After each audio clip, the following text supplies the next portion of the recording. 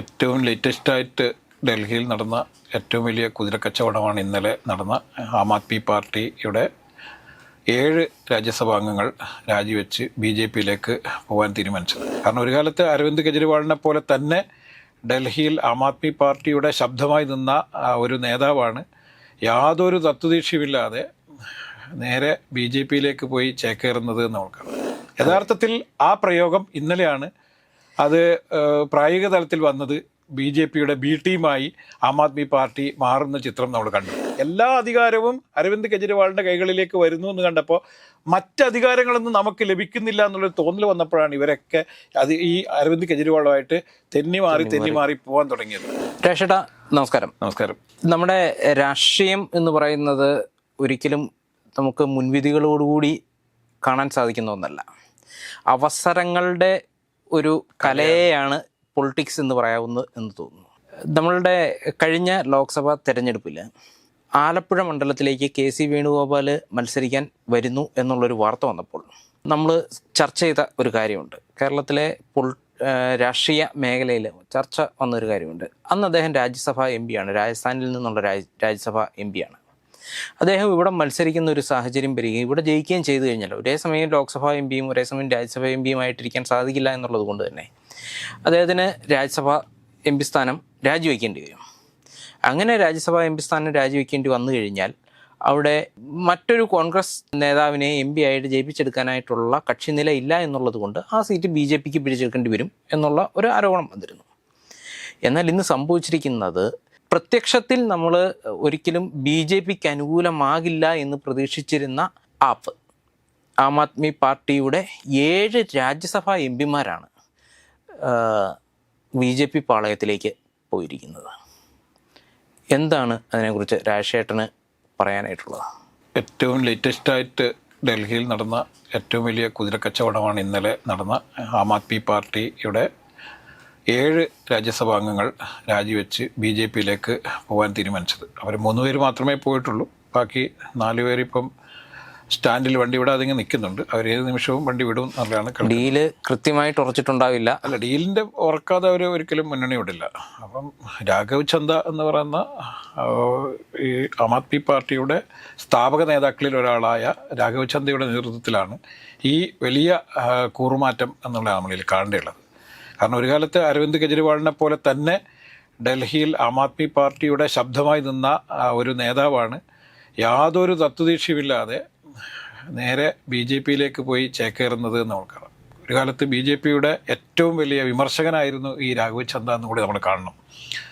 ഇത് ആം ആദ്മി പാർട്ടി എന്ന ഈ പാർട്ടിയുടെ വളർച്ചയും അതിൻ്റെ ഘടനയും അതിൻ്റെ അധികാര കേന്ദ്രങ്ങളൊക്കെ പരിശോധിച്ച് നോക്കുമ്പോൾ നമുക്കറിയാം ഇത് ഒറ്റ വ്യക്തിയിൽ മാത്രം ഊന്നി പ്രവർത്തിക്കുന്ന ഒരു രാഷ്ട്രീയ പാർട്ടിയാണ്. 2013 രൂപം കൊണ്ട ആം ആദ്മി പാർട്ടി 13 വർഷം കൊണ്ട് വലിയ പാർട്ടിയായി മാറും എന്ന് പ്രതീക്ഷിക്കുകയും 2 സ്റ്റേറ്റുകളിൽ നമുക്കറിയാം ഡൽഹിയിലും ഒപ്പം തന്നെ പഞ്ചാബിലും അധികാരത്തിൽ വരികയും മറ്റ് പല സ്റ്റേറ്റുകളിലേക്കും പടർന്ന് പന്തലിച്ചു കൊണ്ടിരിക്കുന്ന ഒരു പാർട്ടിയായി നമുക്ക് തോന്നിയിരുന്നു. അല്ലെങ്കിൽ വലിയ ഒരു ഇന്ത്യൻ രാഷ്ട്രീയത്തിൽ ഒരു വലിയ തിരുത്തൽ ശക്തിയായി മാറുന്ന ഒരു പാർട്ടിയാണ് ആം ആദ്മി പാർട്ടി എന്ന രീതിയിലൊക്കെ വന്നിരുന്നു. പക്ഷേ പിന്നീട് ആം ആദ്മി പാർട്ടിയിൽ നിന്നും പല പ്രഗത്ഭന്മാരും വിട്ടുപോവുകയൊക്കെ ചെയ്തു. അപ്പോൾ ഇതിൻ്റെ രൂപീകരണ യോഗത്തിലൊക്കെ കിരൺ ബേദിയെ പോലുള്ള കുറേ പ്രഗത്ഭരായ ആളുകളുണ്ടായിരുന്നു. അവരൊക്കെ പിന്നീട് വിട്ടുപോകുന്ന കാഴ്ചയാണ് നമ്മൾ കണ്ടത്. അവർ വിട്ടുപോകുന്നല്ല, അവരെല്ലാം പോയി അടിഞ്ഞുകൂടിയത് BJPയിലേക്കാണ് എന്നുള്ളതാണ് അതിൻ്റെ അപ്പം ഇത് രൂപീകരിക്കുന്ന സമയത്ത് തന്നെ കോൺഗ്രസ് ഈ ആം ആദ്മി പാർട്ടിയെ വിശേഷിപ്പിച്ചിരുന്നത് ഇത് BJPയുടെ ഒരു B ടീം ആണെന്നാണ്. യഥാർത്ഥത്തിൽ ആ പ്രയോഗം ഇന്നലെയാണ് അത് പ്രായോഗിക തലത്തിൽ വന്നത്. BJPയുടെ B ടീമായി ആം ആദ്മി പാർട്ടി മാറുന്ന ചിത്രം നമ്മൾ കണ്ടു. അത് ഏറെക്കുറെ നമ്മൾ അതിൻ്റെ ഒരു രൂപീകരണം തൊട്ട് നോക്കുകയാണെങ്കിൽ പ്രത്യക്ഷത്തിൽ BJPക്കെതിരെ പോരാടുന്നു എന്ന് പറയുമ്പോഴും അത് BJPയുടെ B ടീം പോലെയാണ് വരുന്നത് എന്നുള്ളതാണ്. അതായത് 2 പേര് കളിച്ചുകൊണ്ടിരിക്കുന്ന ഒരു ഫീൽഡിൽ മൂന്നാമതൊരു കളിക്കാരനും കൂടി വന്നു കഴിയുമ്പോൾ ഇവർക്ക് കിട്ടുന്ന സ്പേസിൻ്റെ അകത്ത് വ്യത്യാസം വരുവാണ് ചെയ്യുന്നത്. അപ്പോൾ അതിൽ ഏറ്റവും കൂടുതൽ വോട്ട് നേടാൻ പറ്റുന്ന ആൾ എന്നുള്ള രീതിയിൽ BJPക്ക് വിജയം വരും. ഇവിടെ കിട്ടേണ്ട വോട്ടിനെ 3 മാറ്റുക എന്ന് പറയുന്ന ഒരു സ്ട്രാറ്റജി ആണ് എടുത്തിരിക്കുന്നത്. നമുക്കറിയാം 2013 രാംലീല മൈതാനിയിൽ നടന്നിട്ടുള്ള ഒരു വലിയ ഒരു സമരം ഇന്ത്യൻ പൊളിറ്റിക്സിൽ തന്നെ രേഖപ്പെടുത്തിയിരിക്കുന്ന, അത് ശരിയായിട്ടാണോ തെറ്റായിട്ടാണോ എന്നുള്ളത് രണ്ടാമത്തെ കാര്യം, എങ്കിൽ പോലും രേഖപ്പെടുത്തപ്പെട്ടിട്ടുള്ള ഒരു സമരമാണ്. അണ്ണാ ഹസാരെ നയിച്ച അഴിമതിക്കെതിരായിട്ടുള്ള ഒരു നിരാഹാര സത്യാഗ്രഹം. ലോക്പാൽ ബിൽ നടപ്പിലാക്കണമെന്നാവശ്യപ്പെട്ട സമരമാണ്. വലിയ ഈ ഇന്ത്യൻ രാഷ്ട്രീയത്തിൽ തന്നെ വലിയ ചലനങ്ങൾ ഉണ്ടാക്കിയ ഒരു സമരമായിരുന്നു അണ്ണാ ഹസാരെയുടെ.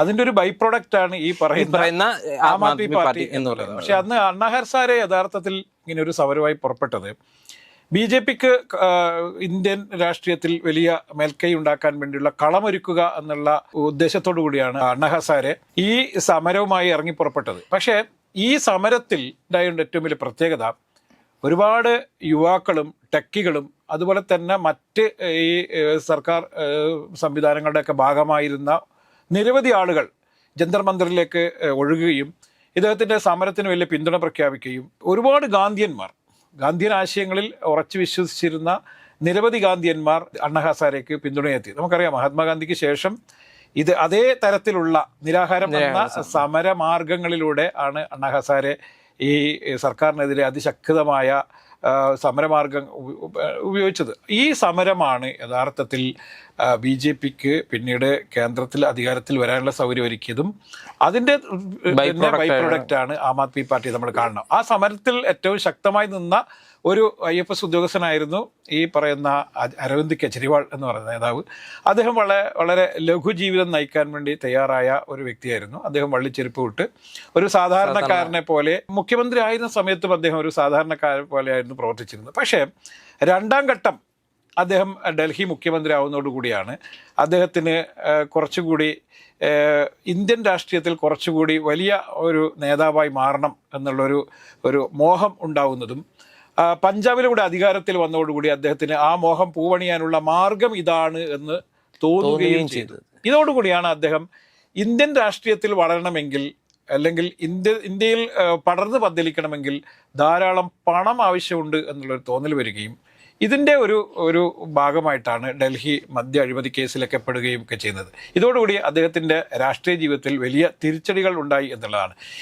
അതായത് ഒരു നേതാവ് ദുർബലനായി തീരുന്ന സമയത്താണ് അദ്ദേഹത്തിനെതിരെ അദ്ദേഹത്തിൻ്റെ പാർട്ടിയിൽ നിന്ന് തന്നെ അദ്ദേഹത്തിൻ്റെ ഏകാധിപത്യ പ്രവണതയ്ക്കെതിരെ വലിയ രീതിയിലുള്ള പ്രതികരണങ്ങൾ ഉണ്ടായത് നമ്മൾ കാണണം. അപ്പം അദ്ദേഹം ജയിലിൽ പോയ സമയത്ത് നമുക്കറിയാലോ, അദ്ദേഹത്തിൻ്റെ മുഖ്യമന്ത്രി പദം ആദ്യം ഒഴിയാൻ തയ്യാറായില്ല.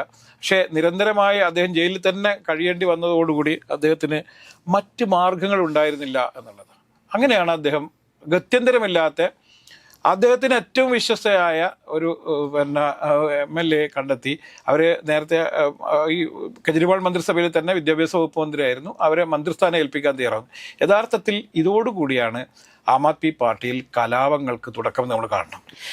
അത് കൂടാതെ കൊണ്ട് തന്നെ ഈ BJPയുടെ B ടീമാണ് എന്ന ആരോപണം ഉന്നയിക്കുമ്പോൾ പല സ്ഥലങ്ങളിലും പല സംസ്ഥാനങ്ങളിലും അത് സത്യമാണെന്ന് തെളിയിച്ചിട്ടുണ്ട്. കാരണം കോൺഗ്രസ് ജയിക്കേണ്ടിയിരുന്ന പല സ്ഥലങ്ങളിലും ആം ആദ്മി പാർട്ടിയുടെ പ്രസൻസ് കാരണം പല സീറ്റുകളും നഷ്ടപ്പെട്ടു പോയിട്ടുണ്ട്. അത് നമ്മൾ പറയുമ്പോൾ ഇപ്പോൾ ഈ പഞ്ചാബിൽ ജയിച്ചോടുകൂടി ഇവർ ഹരിയാനയിലും വലിയ രീതിയിൽ ആധിപത്യം സ്ഥാപിക്കുക എന്നുള്ള രീതിയിലായി. പക്ഷേ കോൺഗ്രസ് നല്ല മേൽക്കൈ ഉണ്ടായിരുന്നൊരു സംസ്ഥാനമാണ് ഹരിയാന, നമുക്കറിയാം. പക്ഷേ ഹരിയാനയിൽ ഇവർ തമ്മിൽ ഉണ്ടായ അനൈക്യമാണ് രണ്ടുപേർക്കും സീറ്റ് നഷ്ടപ്പെടാനുള്ള കാരണമാണ്. പഞ്ചാബിൽ അവർ വലിയ ഒരുമിച്ച് നീങ്ങുകയും എന്നാൽ ഹരിയാനയിൽ എത്തുമ്പോഴേക്കും അവർ സീറ്റ് ചർച്ചയുമായി ബന്ധപ്പെട്ട് നിരവധി തർക്കങ്ങൾ ഉണ്ടാവുകയും പിന്നീട് അവർ ഒരുമിച്ച് പോവണ്ട എന്ന് തീരുമാനിക്കുകയും ചെയ്തു. അവിടെ വലിയ ഛിദ്രമുണ്ടായി എന്നുള്ളതാണ്. ഈ ഡൽഹി തെരഞ്ഞെടുപ്പോടുകൂടി കോൺഗ്രസ് ഒറ്റ കാര്യം തീരുമാനിച്ചു, BJP അധികാരത്തിൽ വന്നാലും കുഴപ്പമില്ല, പക്ഷേ ആം ആദ്മി പാർട്ടി അധികാരത്തിൽ വരരുത് എന്ന് തീരുമാനിക്കുകയും യഥാർത്ഥത്തിൽ ആം ആദ്മി പാർട്ടിയും ഇല്ലാതായത്. ആം ആദ്മി പാർട്ടിക്ക് 15 സീറ്റുണ്ട്, അപ്പം 22 സീറ്റുണ്ട്, സോറി. ഈ നല്ല ഭൂരിപക്ഷത്തിലേക്ക് വരേണ്ടിയിരുന്നൊരു പാർട്ടി എന്തുകൊണ്ടാണ് ഈ ഭരണത്തിൽ നിന്ന് പുറത്തു പോയതെന്ന് വെച്ചാൽ കോൺഗ്രസിന്റെ ശക്തമായ നിലപാട് കാരണമാണെന്ന് നമ്മളിൽ കാണണം. ഒരു ഭാഗത്ത് ഇന്ത്യ മുന്നണിയുടെ ഭാഗമായി നിൽക്കുകയും ഇന്ത്യ മുന്നണിയുടെ തലപ്പത്തേക്ക് പോലും അരവിന്ദ് കെജ്രിവാൾ വരും എന്നുള്ള ചർച്ചകൾ നടന്നുകൊണ്ടിരിക്കുന്ന ഇതേ സമയത്ത് തന്നെയാണ് ഡൽഹിയിലെ കോൺഗ്രസ് നേതൃത്വം തീരുമാനിക്കുന്നത് ഒരു കാരണവശാലും ആം ആദ്മി പാർട്ടി ഡൽഹിയിൽ അധികാരത്തിൽ വരാൻ പാടില്ല എന്നുള്ളത്. ഇവിടെയാണ് ഏറ്റവും വലിയ വിരോധാഭാസം.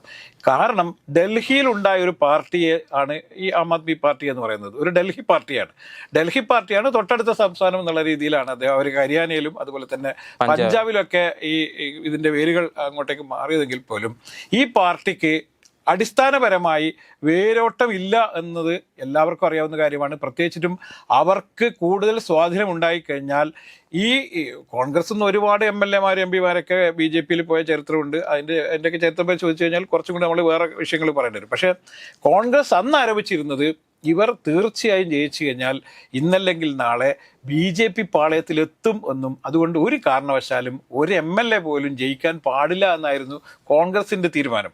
അങ്ങനെയാണ് ഇവരവിടെ പോരാടിയത്. യഥാർത്ഥത്തിൽ ഇന്ന് ഡൽഹിയിലെ BJP സർക്കാരിൻ്റെ ധൈര്യം എന്ന് പറയുന്നത്, അല്ലെങ്കിൽ അവരുടെ ഏറ്റവും വലിയ ആത്മധൈര്യം എന്ന് പറയുന്നത് കോൺഗ്രസ് എല്ലാ കാലത്തും ആം ആദ്മി പാർട്ടിക്കെതിരെ നിലയുറപ്പിക്കും എന്ന് തന്നെയാണ്. ഇതിൻ്റെ അകത്ത് വേറൊരു കാര്യം കൂടി വരുന്നത്, നമ്മൾ ഈ രാംലീല മൈതാനിയിൽ നടന്ന അങ്ങോട്ട് യുവാക്കളും ടെക്കികളും, പ്രത്യേകിച്ച് ടെക്കികൾ ഒഴുകിയെത്തിയ ഒരു സമരത്തെക്കുറിച്ചാണ്. അതുവരെ ഇന്ത്യയുടെ ഒരു ഏറ്റവും വലിയൊരു പ്രശ്നം എന്ന് പറയുന്നത് അഴിമതി ആയിരുന്നു. ലോക്പാൽ ബില്ലിന് അതാണ് വരുന്നത്. അപ്പോൾ ഈ അഴിമതി എന്ന് പറയുന്നത് ഒരു തരത്തിൽ അന്നത്തെ ആ തലമുറ, ആ ഒരു സമയത്തുള്ള യുവാക്കളിൽ ഒരു അരാഷ്ട്രീയം എന്ന് പറയുന്ന ഒരു സാധനം കൊണ്ടുവന്നിട്ടുണ്ട്. എന്താണെന്നറിയാം, അത് യഥാർത്ഥത്തിൽ ഈ രണ്ടാം UPA സർക്കാരിന്റെ കാലത്ത് ഉണ്ടായ വലിയ അഴിമതി എന്ന് പറയുന്നത് ഖനി അഴിമതി, 2G സ്പെക്ട്രം അഴിമതി എന്ന് പറഞ്ഞാൽ നേരിട്ട് പണം കിട്ടിയോ എന്നുള്ളത് ചോദിച്ചു കഴിഞ്ഞാൽ ചിലപ്പോൾ അത് സാങ്കേതികമായിരിക്കും. പക്ഷേ ഈ ഖനി അഴിമതി എന്ന് പറയുന്നത് അന്നത്തെ ഈ UPA സർക്കാരിൻ്റെ മുഖം കുറച്ചും കൂടി വികൃതമാവാൻ കാരണമായിട്ടുണ്ട് എന്ന് തന്നെ നമ്മൾ കാണണം. ഈ കൃത്യ അവസരത്തിലാണ് അണ്ണാ ഹസാരെ ഈ അഴിമതി നിരോധന ബിൽ നടപ്പിലാക്കണം, ലോക്പാൽ ബിൽ നടപ്പിലാക്കണം എന്നാവശ്യപ്പെട്ടുകൊണ്ട് നിരാഹാര സമരത്തിൽ ഇറങ്ങി പുറപ്പെടുന്നത്. അതുകൊണ്ടാണ് യുവാക്കൾ അതിൽ വലിയ ആകൃഷ്ടരാവുകയും അണ്ണാ ഹസാരേക്ക് സ്വയം പിന്തുണയായി വരികയായിരുന്നു. ആരും ആഹ്വാനം ചെയ്തിട്ടല്ല, ആരെയും സമരത്തിൽ പങ്കെടുക്കാൻ വേണ്ടി ആഹ്വാനം ചെയ്തിട്ടില്ല. പക്ഷേ ഈ മാധ്യമങ്ങളിലൂടെ ഈ സംഭവം അറിഞ്ഞ് ഒഴുകിയെത്തുകയായിരുന്നു. അതിൻ്റെ അകത്ത് വേറൊരു കാര്യം കൂട്ടുണ്ട്. ഈ ആൾക്കാർ ഒഴുകിയെത്തിയപ്പോൾ ആം ആദ്മി പാർട്ടി രൂപീകൃതമാവുകയും ആം ആദ്മി പാർട്ടിയുടെ ചിഹ്നമായിട്ട് വന്നത് ചൂലായിരുന്നു.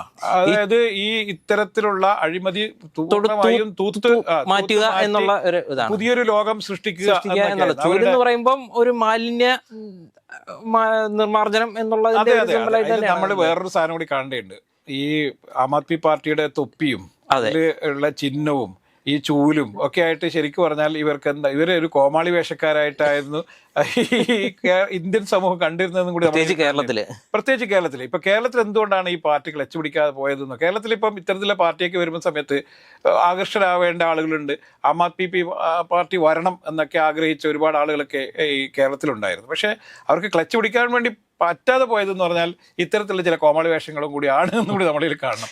അപ്പോൾ ഒട്ടും ആത്മാർത്ഥതയില്ലാതെ കുറേ ആളുകൾ ഇതിൽ പിന്നീട് ഭാരവാഹിത്വത്തിലേക്ക് വരികയും അവർ അധികാര രാഷ്ട്രീയത്തിൻ്റെ ഭാഗമാവാൻ വേണ്ടി ശ്രമിക്കുകയും, അധികാര രാഷ്ട്രീയം എന്ന് പറയുന്നത് അഴിമതി രാഷ്ട്രീയം കൂടിയാണ് എന്നുള്ളത് അവർ വളരെ പെട്ടെന്ന് തന്നെ തിരിച്ചറിയുകയും അവർ ആ വഴിയിലൂടെ നീങ്ങി. എന്താണോ ഞങ്ങൾ, അല്ലെങ്കിൽ അവർക്കൊറ്റ ലക്ഷ്യം ഉണ്ടായിരുന്നല്ലോ, രാജ്യത്തെ അഴിമതി പൂർണ്ണമായും തുടച്ചു നീക്കുക എന്നുള്ളത്. പക്ഷേ അവർ അതേ പാതയിലൂടെ സഞ്ചരിക്കാൻ പോയപ്പോഴാണ് ജനങ്ങൾ അവരെ വെറുത്തു തുടങ്ങി. അതുപോലെ തന്നെ അവരുടെ കൂടെ ഉണ്ടായിരുന്നവരും ഈ അധികാരം കൈമാറുന്നതുമായി ബന്ധപ്പെട്ട് എല്ലാ അധികാരവും അരവിന്ദ് കെജ്രിവാളിൻ്റെ കൈകളിലേക്ക് വരുന്നു എന്ന് കണ്ടപ്പോൾ മറ്റധികാരങ്ങളൊന്നും നമുക്ക് ലഭിക്കുന്നില്ല എന്നുള്ളൊരു തോന്നൽ വന്നപ്പോഴാണ് ഇവരൊക്കെ ഈ അരവിന്ദ് കെജ്രിവാളുമായിട്ട് തെന്നി മാറി പോകാൻ തുടങ്ങിയത്. ഇതാണ് അവസാനം ഈ രാഘവ് ചൗധരിയുടെ നേതൃത്വത്തിൽ വലിയൊരു സംഘം BJP-യിലേക്ക് പോകാനുള്ള ഒരു സാഹചര്യം ഒരുക്കിയത്. നമ്മളിതൊരു ഒറ്റപ്പെട്ടൊരു സംഭവമായി കാണരുത്. ഇതിന് ചരിത്രപരമായി മറ്റൊരു സംഭവം കൂടി കാണേണ്ടത് ഈ കഴിഞ്ഞ ആഴ്ചയാണല്ലോ നമ്മുടെ ഈ വനിതാ ബില്ല് പാർലമെന്റിലും ലോക്സഭയിലും രാജ്യസഭയിലും പരാജയപ്പെടുകയും, ഈ പരാജയപ്പെടാനുള്ളൊരു കാരണം എന്ന് പറയുന്നത് രാജ്യസഭയിൽ ഇപ്പോഴും അവർ 3-1 ഭൂരിപക്ഷമില്ല എന്നുള്ളതുകൊണ്ടാണ്. അപ്പോൾ ആ ഭൂരിപക്ഷത്തിലേക്ക് എത്തണമെങ്കിൽ ഈ കുറച്ച് സ്റ്റേറ്റിലും കൂടി അധികാരത്തിൽ വരികയും അവിടുന്ന് കുറച്ച് രാജ്യസഭാംഗങ്ങളെ കോൺട്രിബ്യൂട്ട് ചെയ്യാൻ മാത്രമേ ഈ ബില്ല് അവതരിപ്പിച്ച് വിജയിപ്പിക്കാൻ കഴിയുള്ളൂ, പാസ്സാക്കി എടുക്കാൻ പറ്റുള്ളൂ എന്നുള്ളൊരു കൃത്യമായ ബോധ്യം BJP-ക്കുണ്ട്. അതിൻ്റെ ഒരു ട്രയൽ വേർഷനാണ് ഇപ്പം നടന്നിരിക്കുന്നത്. ഇനി വരാനുള്ള കാലം എന്ന് പറഞ്ഞാൽ MP-മാരെ പർച്ചേസ് ചെയ്യുന്നു എന്നുള്ളതാണ്. ഇനി കുതിരക്കച്ചവടം എന്നാണ് നമ്മളെ നേരത്തെ ഇതിപ്പോ പർച്ചേസിംഗ് ആണ്. അപ്പൊ യഥാർത്ഥത്തിൽ ജനാധിപത്യം ഉണ്ടോ എന്ന് ചോദിച്ചു കഴിഞ്ഞാൽ ജനാധിപത്യം ഇല്ല, പണാധിപത്യം ഉള്ളതെന്നും പണം കൊടുത്ത് ആരെയും വിലക്ക് വാങ്ങാവുന്ന രീതിയിലേക്ക് ഇന്ത്യൻ രാഷ്ട്രീയം അധപ്പതിച്ചിട്ടുണ്ട് എന്നുകൂടി നമ്മൾ ഇതിലേക്ക് കൂടി വിലയിരുത്തേണ്ടതുണ്ട്. അതുകൊണ്ട് ആം ആദ്മി പാർട്ടി വലിയ പ്രതീക്ഷയായി വളർന്ന ഒരു രാജ്യത്ത് ഇപ്പോൾ ആം ആദ്മി പാർട്ടി പ്രതീക്ഷയല്ലാതായി മാറുന്നു എന്ന് മാത്രമല്ല, ഇങ്ങനെ പോയാൽ ആം ആദ്മി പാർട്ടി ഇപ്പൊ പഞ്ചാബിൽ ഏറ്റവും ലേറ്റസ്റ്റ് ആയിട്ട് കേൾക്കുന്ന വാർത്തകൾ എന്ന് പറഞ്ഞാൽ പഞ്ചാബിലെ സർക്കാരിനെയും അട്ടിമറിക്കാൻ വേണ്ടി BJP ശ്രമങ്ങൾ ആരംഭിച്ചിട്ടുണ്ടെന്നും രാഘവ് ചന്ദ്രയുടെ നേതൃത്വത്തിൽ കുറേ MLA-മാരുമായി സംസാരം നടന്നിട്ടുണ്ടെന്നും ഒരുപക്ഷെ കുറേ MLA-മാരെ പർച്ചേസ് ചെയ്ത് വെരി ഇമ്മീഡിയറ്റ് തന്നെ അവിടെ ഒരു BJP സർക്കാർ ഉണ്ടാവാനുള്ള സാധ്യതയുണ്ട്. നമ്മളിത് കർണാടകത്തിലൊക്കെ നേരത്തെ കണ്ടതാണ്, പല സ്റ്റേറ്റുകളിലും കണ്ടതാണ്, ഗോവയിൽ നമ്മൾ കണ്ടതാണ്. ഗോവയാണ് ഏറ്റവും വലിയ ഉദാഹരണം. അതെ, ഗോവയിൽ നമ്മളിത് കണ്ടതാണ്. ഈ പർച്ചേസ് രാഷ്ട്രീയം എന്ന് പറയുന്നത്, കച്ചവടം എന്ന് പറയുന്നത് കുതിര പോലും നാണിച്ചു പോകുന്ന തരത്തിലുള്ള കുതിരക്കച്ചവടം നടക്കുന്ന ഒരു രാജ്യമായി ഇന്ത്യ മാറിയിരിക്കുന്നു എന്നുള്ളതാണ്. ഇപ്പം ലോകത്തിൽ തന്നെ ഏറ്റവും പ്രശസ്തമായ അല്ലെങ്കിൽ ഏറ്റവും കൂടുതൽ ജനാധിപത്യം ഉണ്ട് എന്ന് പറയപ്പെടുന്ന ഒരു രാജ്യമാണ് ഇന്ത്യ. പക്ഷേ ഇന്ത്യയിൽ യഥാർത്ഥത്തിൽ ജനാധിപത്യം കശാപ്പ് ചെയ്തുകൊണ്ടേയിരിക്കുന്നു. അവിടെ പല രീതിയിൽ കശാപ്പ് ചെയ്തുകൊണ്ടിരിക്കുന്നു. അതിൻ്റെ ഏറ്റവും അവസാനത്തെ ഉദാഹരണമാണ് ഈ 7 രാജ്യസഭാംഗങ്ങളെ, ആം ആദ്മി പാർട്ടിയുടെ 7 രാജ്യസഭാംഗങ്ങളെ BJP വലിയ സുന്ദര വാഗ്ദാനങ്ങൾ കൊടുത്ത് പർച്ചേസ് ചെയ്യപ്പെട്ടത്. ഒരുപക്ഷെ നാളെ ഈ രാഘവ് ചന്ദ്രയൊക്കെ BJPയുടെ വലിയ നേതാക്കന്മാരായി മാറാം, കേന്ദ്രമന്ത്രിമാരായി വരുന്നത് കാണാം. അവർക്ക് ഒരുപാട് സ്ഥാനമാനങ്ങൾ ലഭിച്ചേക്കാം. പക്ഷേ ഓരോ ദിവസവും ഇന്ത്യൻ രാഷ്ട്രീയം അപജയപ്പെട്ടുകൊണ്ടിരിക്കുന്നു എന്നുള്ളതും കൂടി നമ്മൾ കാണാതെ പോകരുത്.